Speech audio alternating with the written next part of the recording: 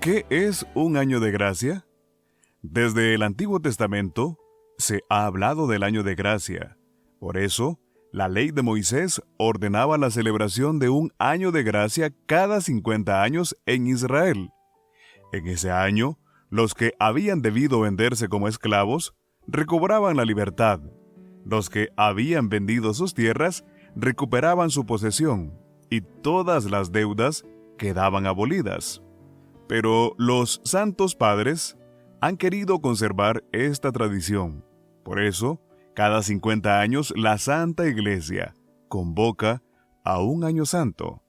Ejemplo, el año de la misericordia, el cual nos invitaba a una verdadera conversión. El año de gracia que proclamó Isaías debió parecerles muy lejos, y sin embargo, el pueblo no dudó las palabras del profeta. Las conservaron en su corazón y las meditaron durante generaciones. Si no se habrían de cumplir cuando se escucharon por primera vez, aún seguían siendo la palabra del Señor, proclamada a través de un profeta. Y el día llegaría cuando se revelaría plenamente la misericordia de Dios. Dios siempre es misericordioso, pero este es un año para contemplar la misericordia de Dios de nuevo. Nos alegramos en el amor fiel de Dios y nos abrimos con más prontitud a convertirnos en agentes activos de la misericordia de Dios en el mundo, en nuestras comunidades y en nuestros hogares. En el monte Sinaí, Dios se revela a Moisés como el Señor, un Dios compasivo y misericordioso, lento a la ira y lleno de amor y fidelidad. Podemos confrontarlo en Éxodo 34:6. En Lucas, el ministerio de Jesús empieza igual, con una declaración de la misericordia de Dios. Nuestra querida Madre Fundadora, iluminada por el Espíritu Santo, ha promovido un año de gracia para hacernos conscientes de que somos responsables de nuestra conversión y de ayudar a convertir a los nuestros. Al mismo tiempo, es un regalo de Dios. En este año de gracia, que el Señor nos da la oportunidad de abrir, de comenzar, se nos pide que pensemos en las cosas de arriba. ¿Y qué es pensar en las cosas de arriba? Dejar las cosas de abajo, el pecado venial, la imperfección, todo. Corregir nuestro temperamento, vivir la caridad, conversión personal y conversión comunitaria. Si yo me convierto y ustedes también hacen lo mismo, nuestras comunidades también van a florecer. La gracia de Dios conserva el alma por el sacrificio y la penitencia. ¿Qué es la gracia santificante? Es un don sobrenatural, interior y permanente, que Dios nos otorga por mediación de Jesucristo para nuestra salvación. ¿Qué significa sacrificio? Celebración de la misa en que se ofrece el cuerpo de Cristo, bajo la forma del pan y del vino. La palabra sacrificio viene del latín sacrum facere, que significa hacer sagrado. Entonces, hacer un sacrificio es hacer una cosa sagrada, es decir, ofrecer a Dios por amor. ¿Qué significa penitencia? Las prácticas penitenciales expresan en signos y acciones visibles la conversión interior del corazón. La gracia santificante es un don sobrenatural, interior y permanente, que Dios nos otorga por mediación de Jesucristo para nuestra salvación. Don sobrenatural supera la naturaleza humana. Don permanente mora en el alma mientras se está en gracia, sin pecado mortal. Toda alma pura, exenta de pecado mortal está en gracia. Unidos con Cristo por la gracia santificante, nos hacemos uno con Él. Un solo cuerpo místico. La cabeza es Cristo. Los miembros somos nosotros, miembros vivos, si estamos en gracia.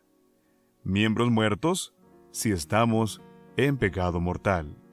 Somos miembros de Cristo, no solamente por el alma, sino también por el cuerpo. La gracia santificante nos hace hijos de María. El corazón de María es tan tierno para con nosotros que los corazones de todas las madres reunidas no se comparan al suyo. María es medianera universal en la obtención y en la distribución de las gracias divinas. Madre de Cristo lo es según la naturaleza. Madre nuestra lo es según la gracia. La gracia santificante nos hace hijos de Dios. La devoción de María es prenda de salvación para los que están en estado de gracia y para los pecadores de buena voluntad. La filiación divina es intermedio entre la filiación natural y la filiación adoptiva. Dios tiene un solo hijo por naturaleza. Dios nos hace partícipes de su naturaleza y de su vida propia. Hijos de Dios, ¡qué dignidad! Nos recuerda, porque todo aquel que hace la voluntad de mi Padre, que está en el cielo, ese es mi hermano, mi hermana y mi madre. Mas inclinado hallarás a Dios a tener compasión de ti, que a condenarte sin piedad. Pensemos con frecuencia que Dios, nuestro Padre, nos ama.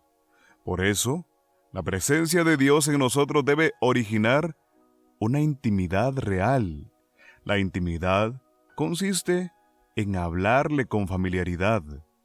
Esta intimidad es fácil, es un deber de cortesía. Disminuye las tentaciones y el ascendiente pecado. Consuela y conduce a la oración. La gracia santificante nos hace templos del Espíritu Santo.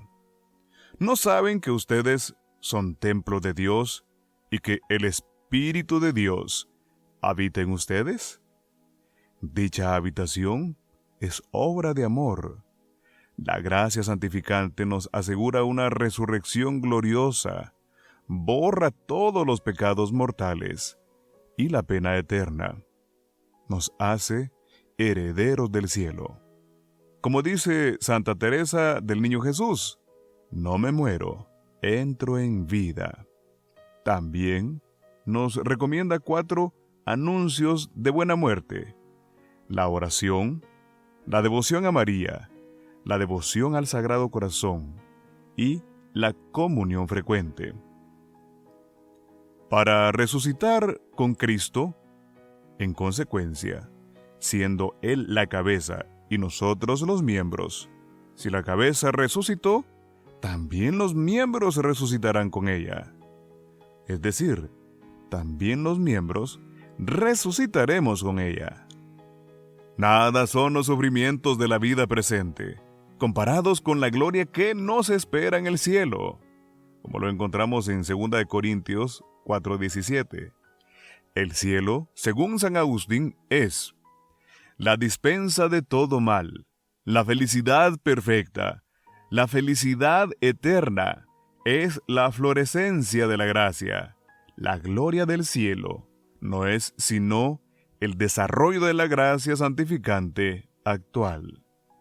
Si nos hallamos en estado de gracia, poseemos el cielo en la tierra, porque el cielo es Dios, y Dios reside en el alma.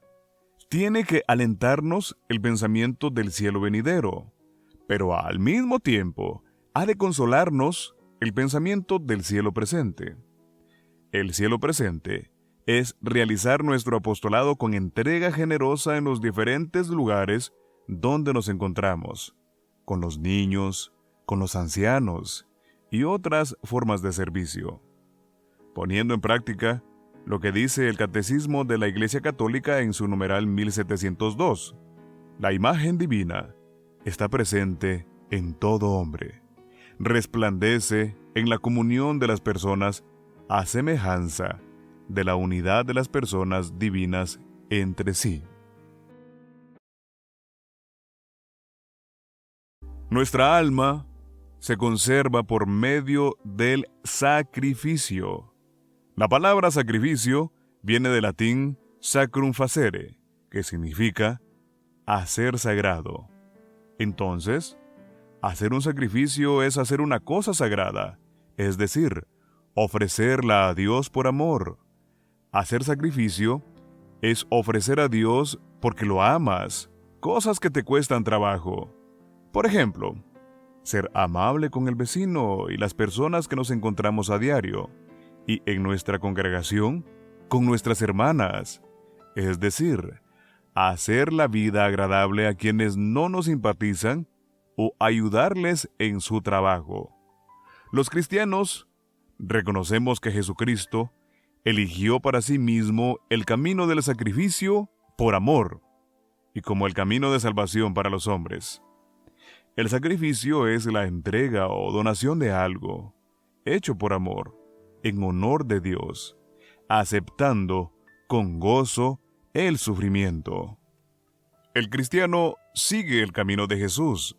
El sacrificio cristiano es una imitación por el amor, porque el que ama quiere ser como el amado. El artículo 44 de vuestras constituciones dice: penitencia, ayunos y mortificaciones. La mortificación más acorde en el espíritu de nuestra congregación es el cumplimiento del propio deber, la sugestión de la voluntad, aceptación generosa del sacrificio que exige la fidelidad a los votos, las molestias que llevan consigo la vida de comunidad y todas las contrariedades y pruebas que se encuentran en nuestra vida. Otro medio por el cual el alma se conserva en gracia es la penitencia, conjunto de actos interiores y exteriores dirigidos a la reparación del pecado cometido y el estado de cosas que resulta de ello para el pecador. Literalmente, cambio de vida. Se dice del acto del pecador que vuelve a Dios después de haber estado alejado de Él, o del incrédulo que alcanza la fe. La penitencia interior del cristiano puede tener expresiones muy variadas. La Escritura y los padres insisten sobre todo en tres formas: el ayuno, la oración y la limosna, que expresan la conversión con relación a sí mismo, con relación a Dios y con relación a los demás. El ayuno es una forma muy especial de penitencia y segundo llamado de Jesús. Ha sido parte constante de nuestra tradición católica. El ayuno nos ayuda a poner nuestra casa en orden. Nuestra madre fundadora nos exhorta la confesión frecuente. Por eso el artículo 43 de vuestras constituciones motiva a hacer un buen examen de conciencia, porque favorece y estimula la conversión al amor del Padre de la misericordia, a la vez que permite a cada hermana hacerse más dócil a las inspiraciones de la gracia del Espíritu Santo. Con el ayuno y la autorrenuncia, llevando vidas moderadas, tenemos más energías que consagrar a los propósitos de Dios y una mejor autoestima que nos ayuda a sentir mayor interés por el bienestar de los demás. El ayuno es la privación voluntaria del alimento. Crea en nosotros una mayor apertura al Espíritu de Dios y profundiza nuestra compasión por quienes se ven obligados a no alimentarse. La incomodidad producida por el ayuno nos une a los sufrimientos de Cristo. El ayuno debe traer a la mente los sufrimientos de todos aquellos por quienes Cristo sufrió. Las prácticas penitenciales expresan en signos y acciones visibles la conversión interior del corazón. Como estamos llamados por Jesús a darnos eternamente al Padre, la conversión significa una reorientación radical de toda nuestra vida hacia el reino de Dios. Nos apartamos del mal, resolvemos no pecar y confiamos en la asombrosa gracia de Dios. Habrá tristeza por las injusticias pasadas, pero profunda alegría en las obras de la gracia. Al final, nuestra vida en Cristo consiste en amar a Dios con todo nuestro corazón, con toda nuestra mente y con toda nuestra alma, y en compartir el amor de Dios con los demás. Las prácticas penitenciales son esenciales para apartarnos del pecado, creer en el Evangelio y compartir el amor de Dios. Queremos finalizar esta meditación teniendo en cuenta el mensaje de su santidad, el Papa Francisco, para esta Cuaresma 2021, que lleva por lema Fe, Esperanza y Caridad para nuestra conversión. El ayuno, la oración y la limosna, tal como los presenta Jesús en su predicación, son las condiciones de la expresión de nuestra conversión. La vía de la pobreza y de la privación, el ayuno, la mirada y los gestos de amor hacia el hombre herido, la limosna, y el diálogo filial con el Padre, la oración, nos permiten encarnar una fe sincera, una esperanza viva y una caridad operante. La fe nos llama a acoger la verdad y a ser testigos ante Dios y ante nuestros hermanos y hermanas. En este tiempo de Cuaresma, acoger y vivir la verdad que se manifestó en Cristo significa ante todo dejarse alcanzar por la palabra de Dios que la Iglesia nos transmite de generación en generación. Esta verdad no es una construcción del intelecto destinada a pocas mentes elegidas, superiores o ilustres, sino que es un mensaje que recibimos y podemos comprender gracias a la inteligencia del corazón, abierto a la grandeza de Dios que nos ama antes de que nosotros mismos seamos conscientes de ello.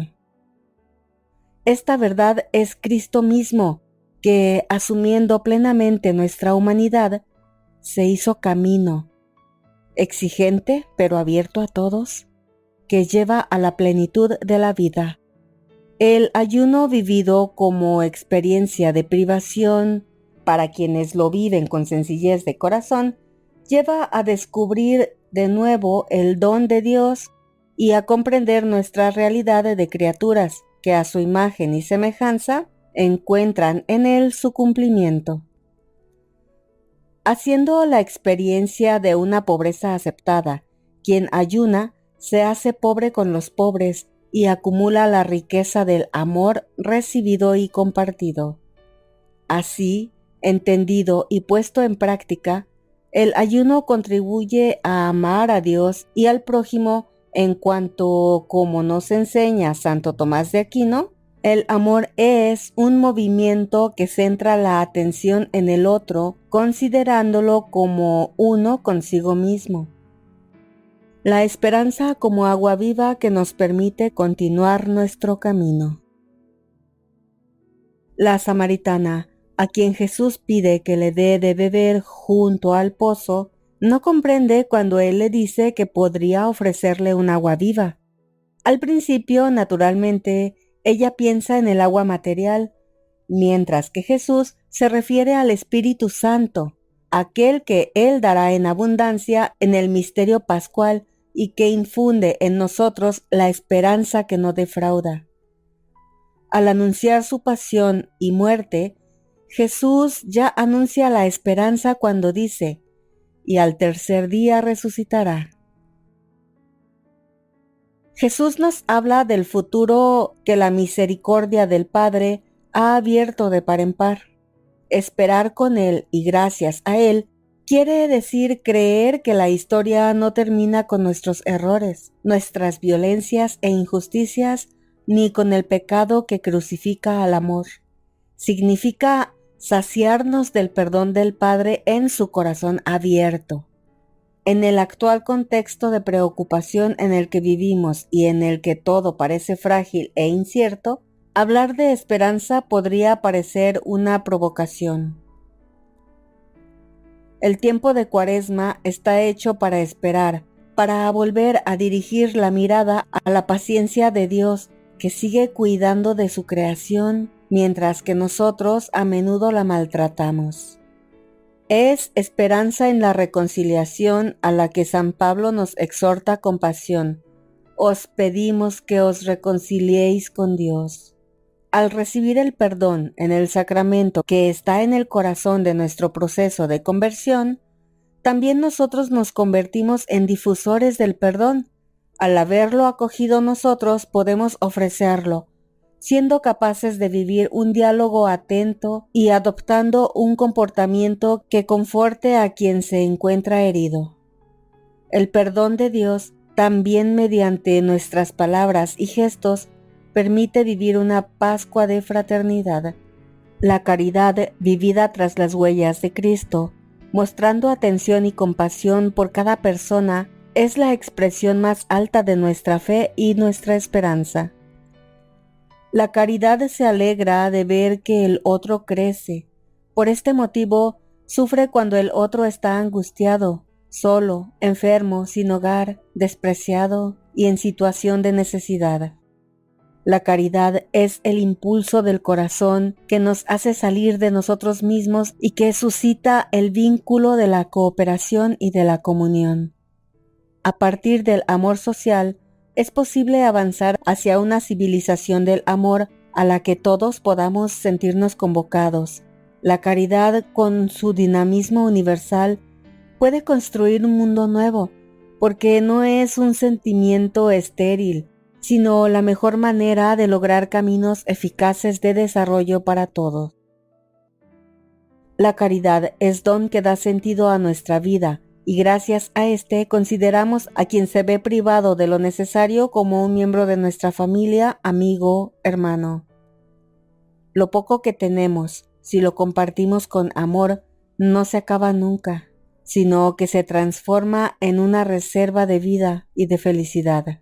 Así sucedió con la harina y el aceite de la viuda de Sarepta, que dio el pan al profeta Elías. Y con los panes que Jesús bendijo, partió y dio a los discípulos para que los distribuyeran entre la gente. Así sucede con nuestra limosna, ya sea grande o pequeña, si la damos con gozo y sencillez. Quiere el Señor que nos despeguemos de las cosas de la tierra para volvernos a Él, y que dejemos el pecado que envejece y mata, y retornemos a la fuente de la vida y de la alegría, es decir, Jesucristo mismo es la gracia más sublime de toda la Cuaresma. Es Él mismo quien se presenta ante nosotros en la sencillez admirable del Evangelio. Volver el corazón a Dios, convertirnos, significa estar dispuestos a poner todos los medios para vivir como Él espera que vivamos, ser sinceros con nosotros mismos, no intentar servir a dos señores, amar a Dios con toda el alma y alejar de nuestra vida cualquier pecado deliberado. Y eso en medio de las circunstancias de trabajo, salud, familia, etc., propias de cada cual. Jesús busca en nosotros un corazón contrito, conocedor de sus faltas y pecados, y dispuesto a eliminarlos. Os recordaréis de vuestros malos caminos, de vuestros días que no fueron buenos. El Señor desea un dolor sincero de los pecados, que se manifestará ante todo en la confesión sacramental y también en pequeñas obras de mortificación y penitencia, hechas por amor. Convertirse quiere decir para nosotros buscar de nuevo el perdón y la fuerza de Dios en el sacramento de la reconciliación y así volver a empezar siempre, avanzar cada día. Que esta meditación nos ayude a vivir nuestro retiro con entrega generosa y apertura de corazón. Señor Jesús, haz que sepamos acompañarte en este tiempo de Cuaresma para resucitar contigo en la Pascua gloriosa. Amén.